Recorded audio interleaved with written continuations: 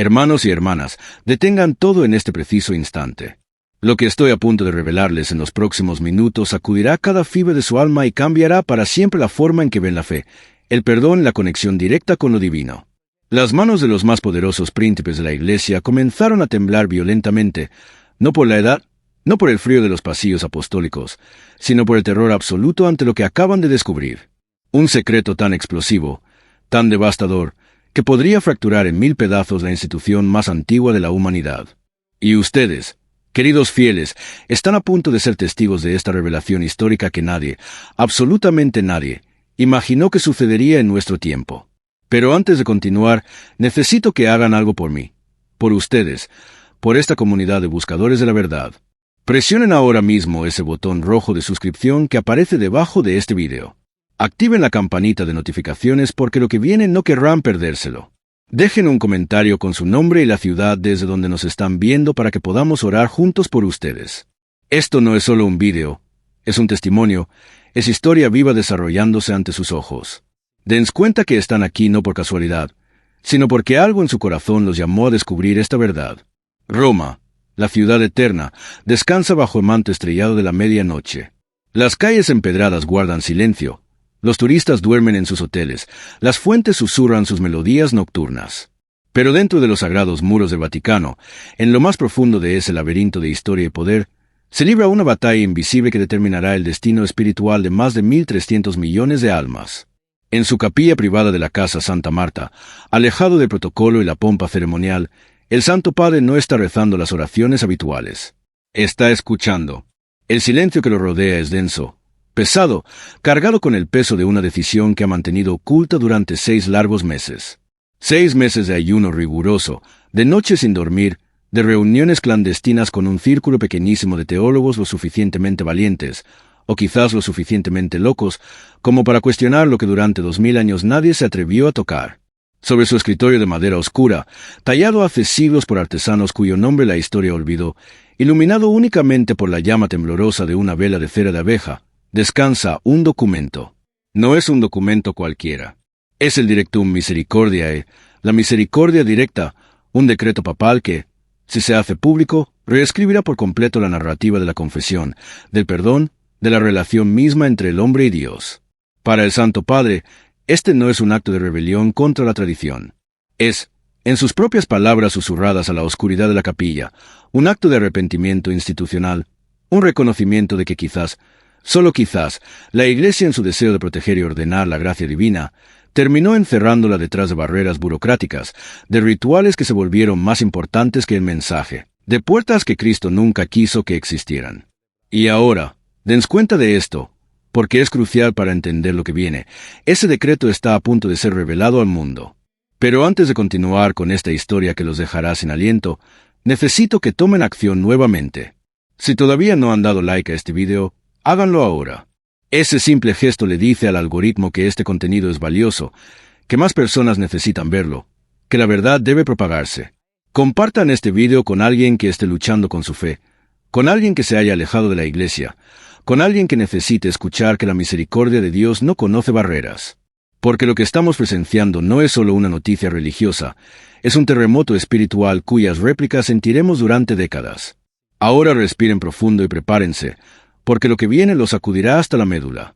El Santo Padre cierra los ojos y en su mente regresan las imágenes que lo han perseguido durante décadas, las imágenes que lo llevaron a este momento de decisión imposible.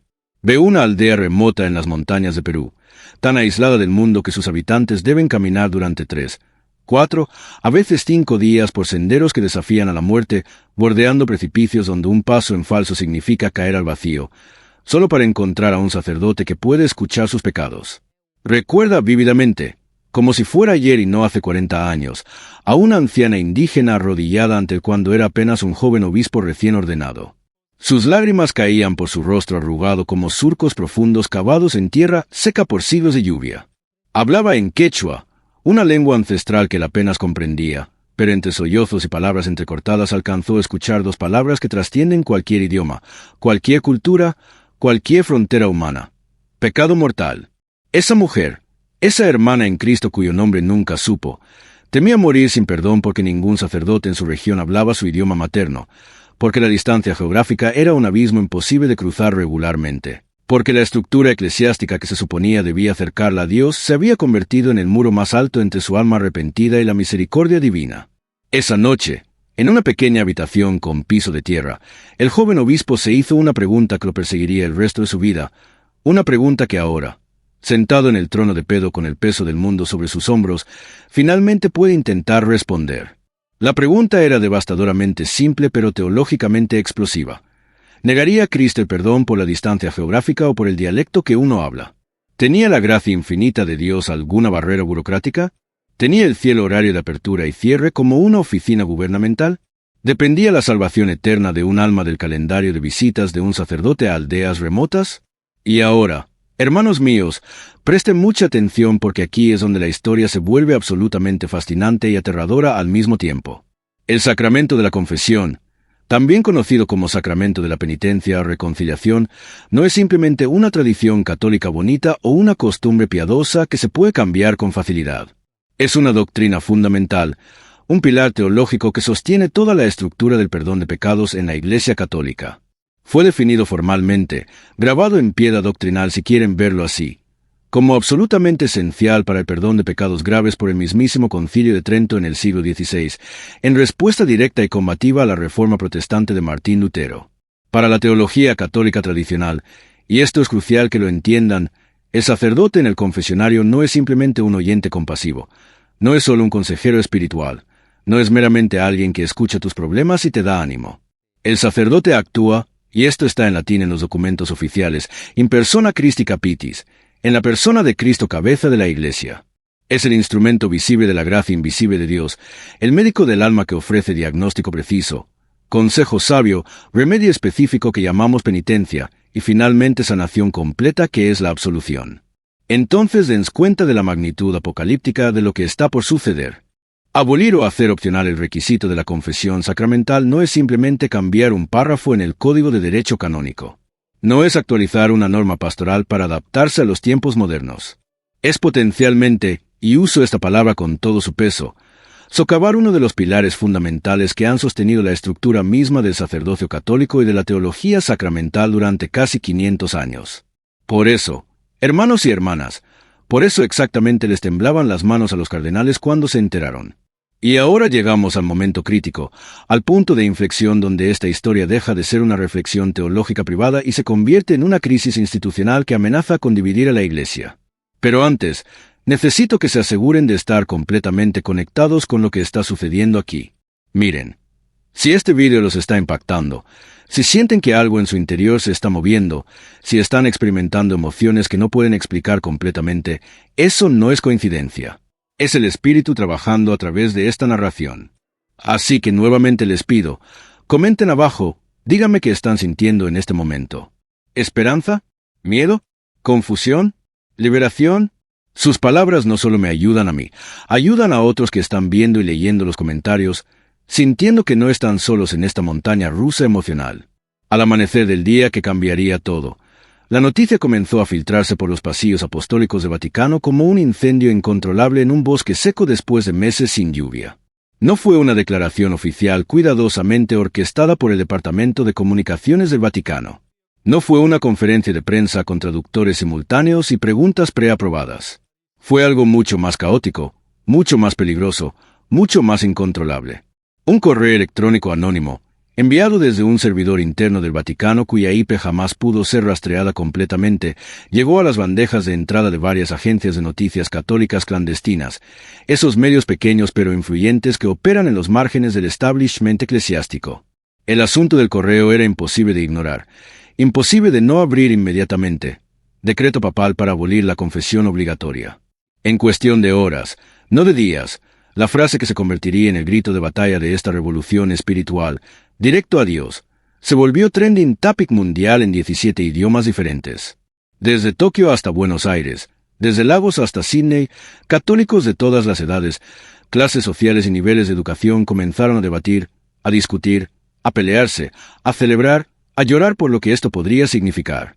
Y aquí, hermanos míos, es donde el drama se intensifica hasta niveles shakespearianos. En la biblioteca papal privada, Ese Santa Santorum donde reposan siglos de sabiduría teológica detrás de vitrinas con vídeos tan antiguos que distorsionan ligeramente la luz, tiene lugar el primer enfrentamiento cara a cara. De un lado de la mesa masiva de roble que ha presenciado incontables debates doctrinales, está el cardenal Enrico Rossi, prefecto de la Congregación para la Doctrina de la Fe, el organismo que antes se llamaba la Santa Inquisición y que ahora es el guardián definitivo de la ortodoxia católica.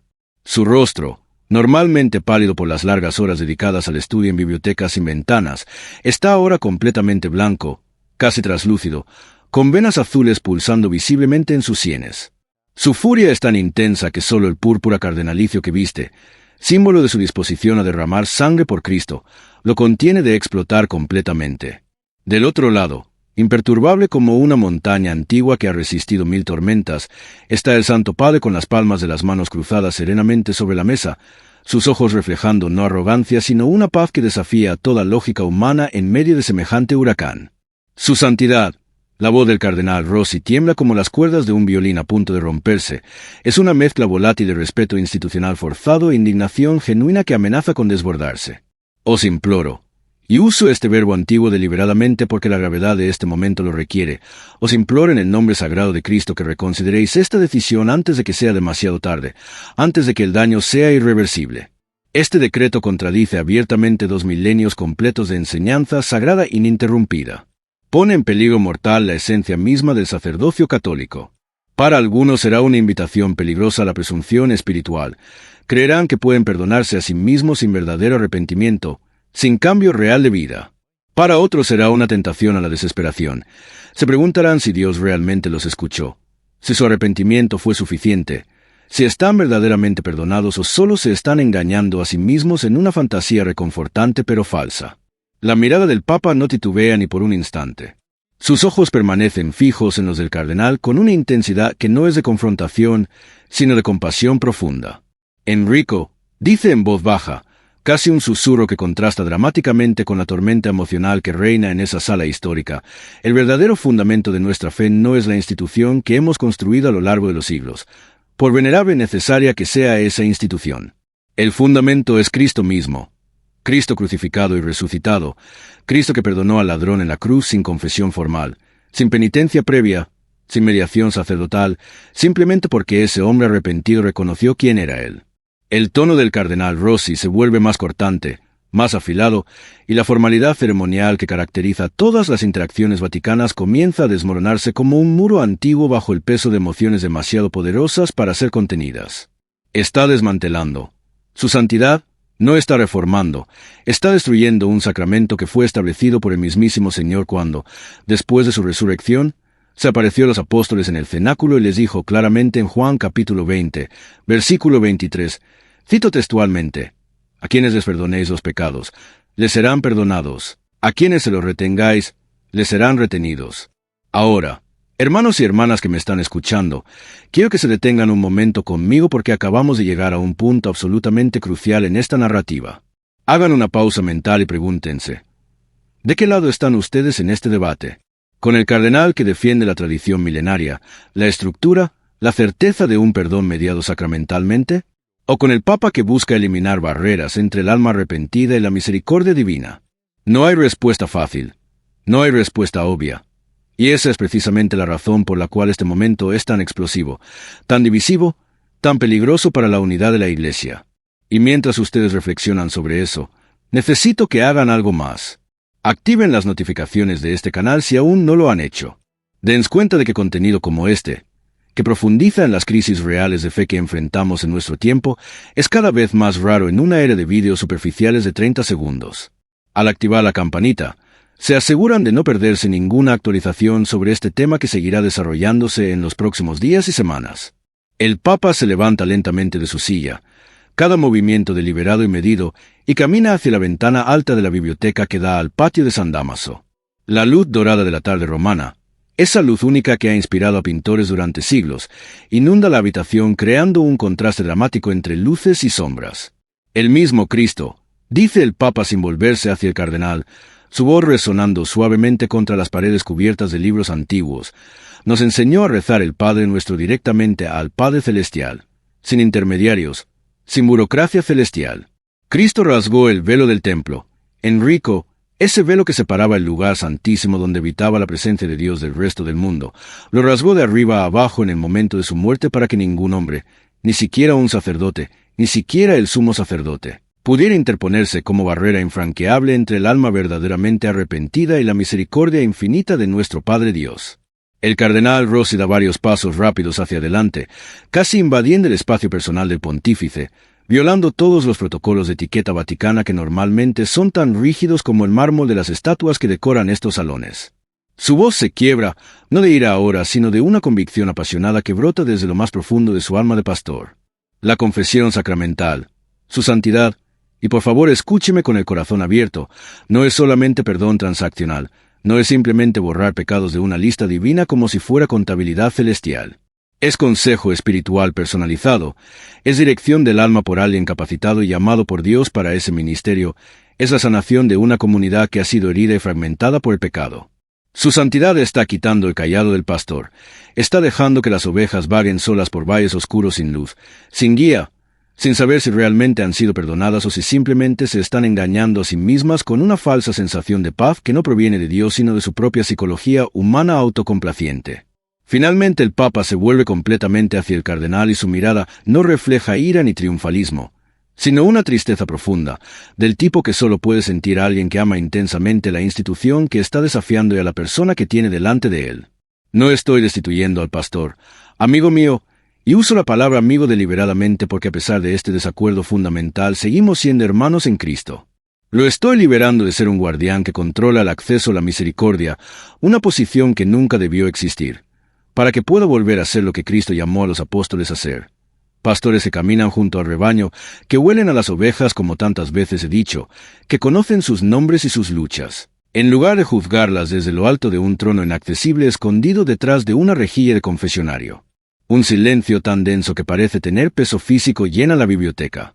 Es el tipo de silencio que precede a los terremotos, a las revoluciones, a los momentos donde la historia toma un giro irreversible. Varios cardenales están preparando una objeción formal, dice finalmente el cardenal Rossi con una voz que ha pasado de apasionada a fría, de suplicante a amenazante, de pastoral a política. Una corrección filial como las que históricamente se han enviado a papas que se desviaron de la ortodoxia. Y ahora mírennos. Hermanos y hermanas, este es el momento donde todo lo que pensábamos que sabíamos sobre la Iglesia Católica, sobre su estabilidad, sobre su unidad aparentemente inquebrantable, comienza a tambalearse. Algunos de los teólogos más respetados del mundo católico, continúa Rossi, y ahora sus palabras llevan el peso de una sentencia judicial. Creen seriamente que ese decreto podría ser motivo suficiente para iniciar un proceso formal declarándolo, y perdóneme su santidad, pero debo ser brutalmente honesto, declarándolo hereje. El Papa responde con una calma que es casi sobrenatural, una paz que definitivamente no proviene de fuentes humanas. Si ese es el precio que debo pagar por abrir las puertas de la misericordia que algunos cerraron, entonces que así sea. Los mártires no eligieron el martirio, pero lo aceptaron cuando llegó. Rossi no dice nada más. Su silencio es en sí mismo una respuesta afirmativa, una confirmación implícita de que sí. La maquinaria de oposición ya está en movimiento, las piezas ya están siendo colocadas en el tablero de ajedrez eclesiástico para un jaque mate que podría terminar no solo con el papado de este hombre, sino potencialmente con la unidad visible de la Iglesia Católica tal como la conocemos. El cardenal recoge sus documentos con manos que tiemblan visiblemente, no de debilidad física, sino de una ira tan contenida que se manifiesta en cada músculo tenso. Su santidad, y estas son sus últimas palabras antes de salir, está abriendo una puerta que una vez abierta no podrá cerrarse jamás. Las consecuencias de esto resonarán durante siglos. Quizás, responde el Papa mirándolo directamente a los ojos con una intensidad que perfora el alma, quizás esa puerta nunca debió haberse cerrado en primer lugar. Ahora, antes de continuar, porque lo que viene después es aún más dramático, necesito que aquellos que están encontrando valor en este relato, aquellos que sienten que este mensaje está tocando algo profundo en su interior, tomen un momento para compartir este video. No lo compartan porque yo se los pido como un favor personal. Compártanlo porque alguien en su lista de contactos, alguien en su familia, alguien en su círculo de amigos está luchando precisamente con esta pregunta.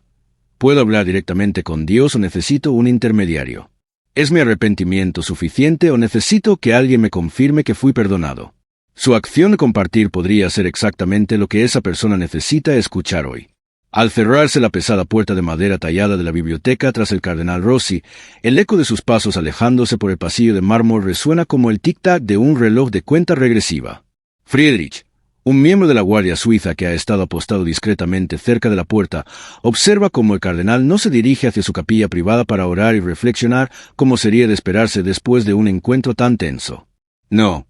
Se dirige con paso decidido y rápido hacia una salida lateral del Vaticano, hacia un coche oscuro sin distintivos que lo espera, hacia una reunión clandestina en un palazzo romano antiguo lejos de las miradas indiscretas de la curia vaticana y de los periodistas que pululan constantemente alrededor de la plaza de San Pedro. La palabra que antes era apenas un susurro temeroso en los pasillos, pronunciada solo en latín para que los turistas no entendieran, esa palabra que no se había usado seriamente en siglos, cisma, división de la Iglesia, ahora ya no es solo un temor abstracto. Se ha convertido en un plan de acción concreto que se está elaborando sobre mesas de roble en habitaciones con cortinas cerradas. Al caer la noche sobre Roma, en una villa histórica en las afueras de la ciudad, una propiedad que perteneció a familias nobles durante generaciones y que ahora alberga secretos mucho más peligrosos que los chismes aristocráticos del pasado, 7 cardenales se reúnen. 7 hombres que colectivamente representan siglos de experiencia eclesiástica, que han vivido bajo múltiples papados, que han sobrevivido escándalos y crisis que hubieran destruido instituciones menos resilientes. Los candelabros antiguos de plata proyectan sombras largas y temblorosas sobre sus rostros serios, creando una atmósfera que recuerda más a una conspiración renacentista que a una reunión pastoral del siglo XXI. Entre ellos, el cardenal Rossi ha asumido naturalmente el papel de líder de facto de esta oposición que crece como una bola de nieve rodando montaña abajo.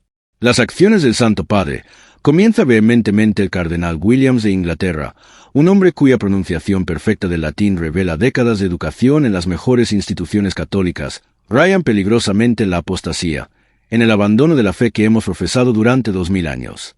Si permitimos que este decreto permanezca sin desafío, sin corrección, ¿qué quedará de los 7 sacramentos que son la columna vertebral de nuestra vida sacramental? ¿Qué impedirá que el próximo Papa redefiniera el matrimonio, o Dios no lo permita, la mismísima Eucaristía? El cardenal Rossi, frío y preciso como un cirujano experimentado que está a punto de realizar una operación delicada pero necesaria, responde: debemos actuar de manera decisiva antes de que la confusión se vuelva tan profunda y generalizada que sea imposible de corregir sin causar un daño aún mayor. Mañana al amanecer haremos circular entre todos los obispos del mundo una carta formal de objeción, siguiendo la tradición de la dubia, 5 preguntas directas y específicas que cuestionan la ortodoxia fundamental de este decreto. Preguntas redactadas de tal manera que no dejará espacio para ambigüedad, para evasión diplomática, para respuestas políticas que digan mucho sin decir nada.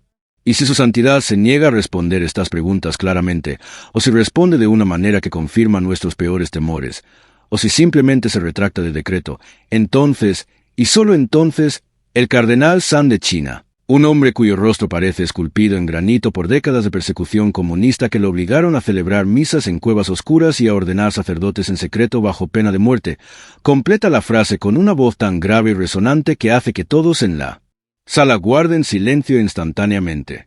Entonces debemos considerar el siguiente paso canónico, un paso que no se ha dado en siglos pero que está contemplado en el derecho de la Iglesia para situaciones exactamente como esta.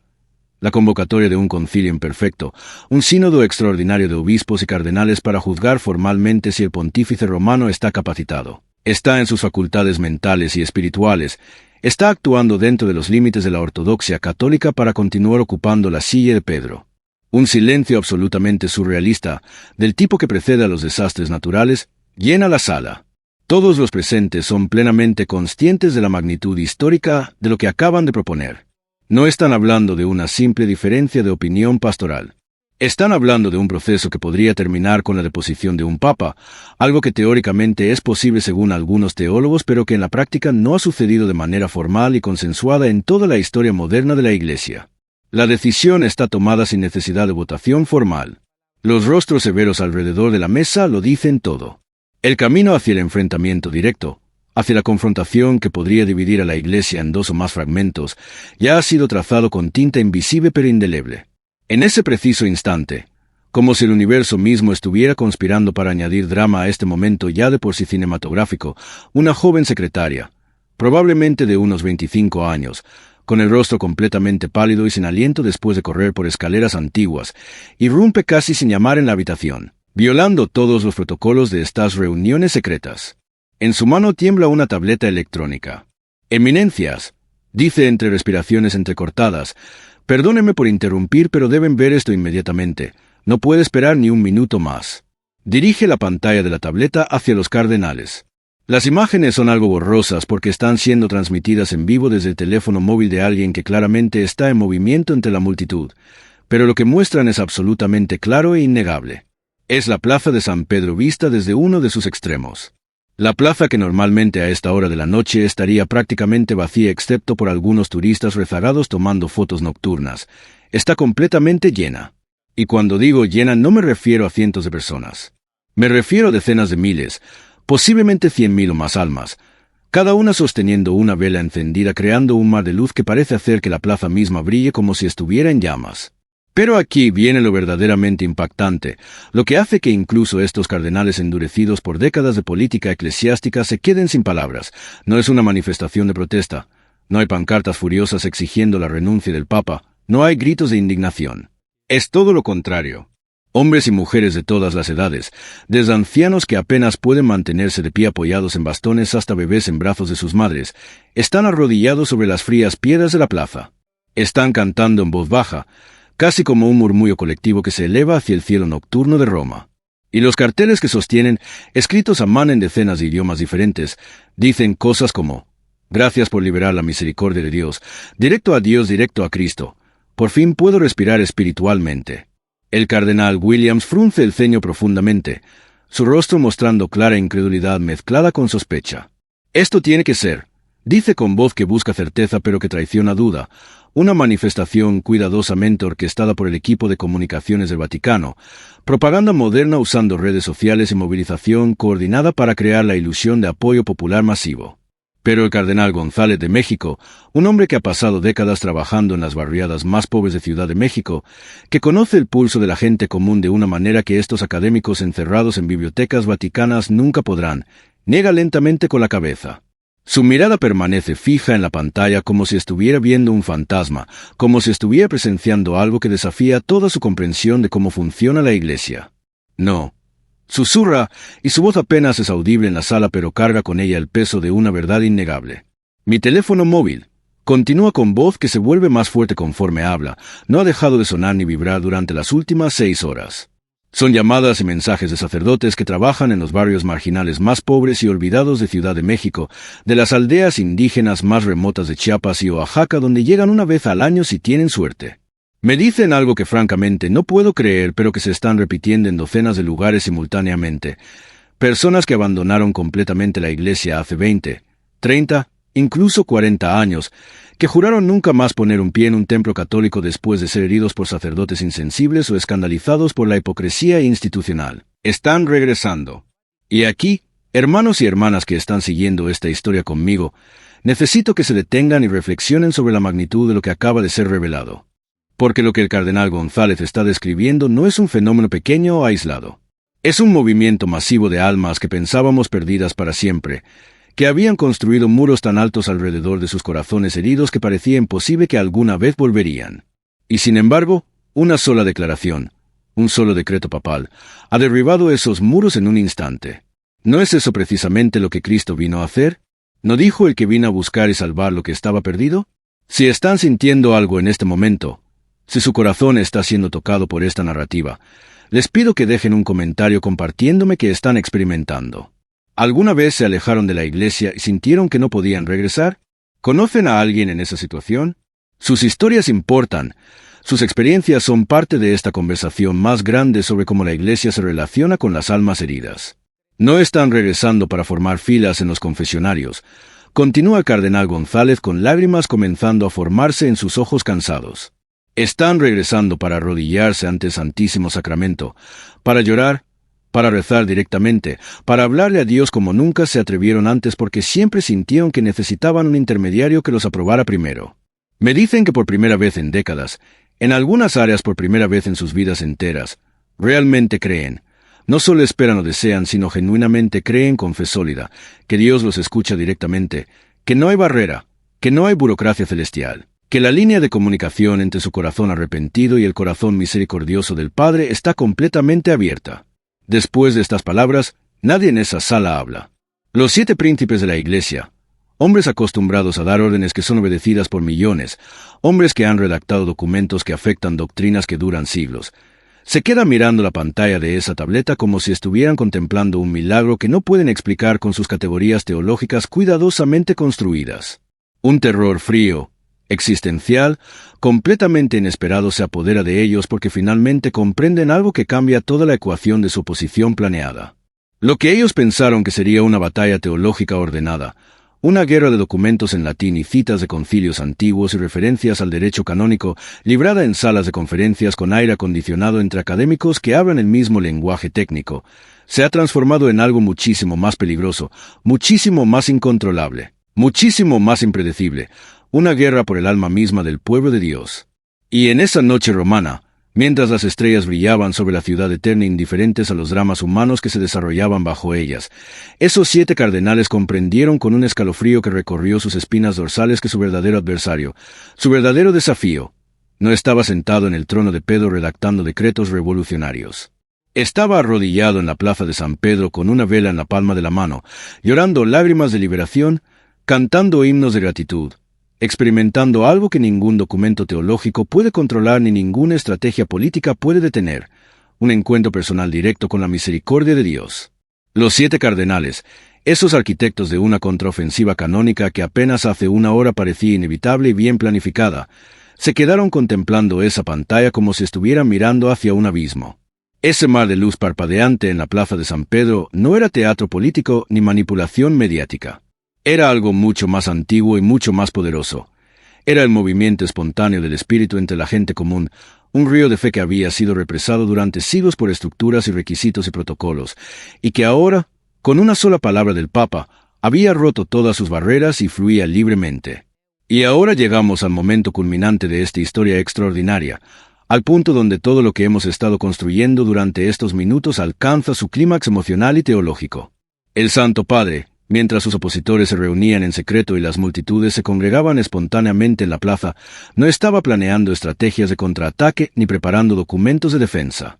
Estaba exactamente donde siempre ha estado en los momentos de mayor crisis, de rodillas en su capilla privada. No rezaba por victoria política ni porque sus enemigos fueran derrotados. Rezaba con las palabras exactas que Cristo usó en el huerto de Getsemaní. Señor, si este es el cáliz que debo beber, si este es el sufrimiento que debo soportar, entonces hágase tu voluntad, no la mía. Porque al final, hermanos y hermanas, esta historia no se trata realmente de derecho canónico ni de poder institucional, ni de quien tiene razón en un debate teológico complejo. Se trata de algo mucho más simple y mucho más profundo. Se trata de si creemos que la misericordia de Dios tiene barreras o si es verdaderamente infinita.